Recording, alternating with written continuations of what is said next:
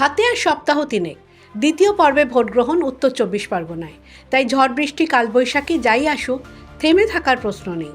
গরমকে উপেক্ষা করে যেমন প্রচার চলেছে, তেমন ঝড় বৃষ্টিতেও চলছে জনসংযোগ।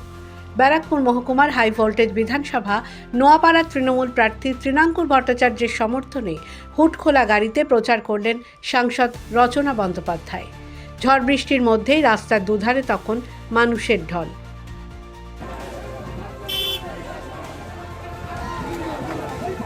তার থেকেও বড় কথা হচ্ছে এইরকম প্রাকৃতিক দুর্যোগ, এত ঝড়, এত জলের মধ্যে কত মানুষ রাস্তায় দাঁড়িয়েছিলেন সেটা খালি ভাবুন আপনারা। তারা কতটা আমাদেরকে ভালোবেসে দাঁড়িয়েছিলেন, তারা তৃণমূল কংগ্রেসের সাপোর্টার, তারা তৃণমূল কংগ্রেসকে ভালোবাসে, মমতা বন্দ্যোপাধ্যায়ের জন্যে তারা রাস্তায় এইভাবে দাঁড়িয়েছিলেন।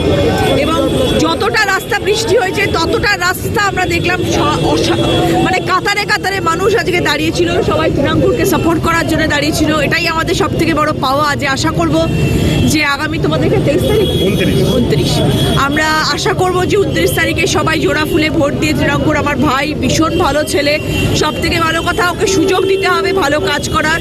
আমি চাইবো নোয়াপাড়ার বাসিন্দারা, ভাই বোনেরা যারা রয়েছেন, গুরুজনেরা, সবাইকে বলবো আপনারা তৃণাঙ্কুরের পাশে থাকুন এবং ওকে জোড়া ফুলে ভোট দিয়ে ওকে জিতিয়ে আনুন। তারপরে দেখুন তৃণাঙ্কুর আপনাদের জন্য কি কাজ।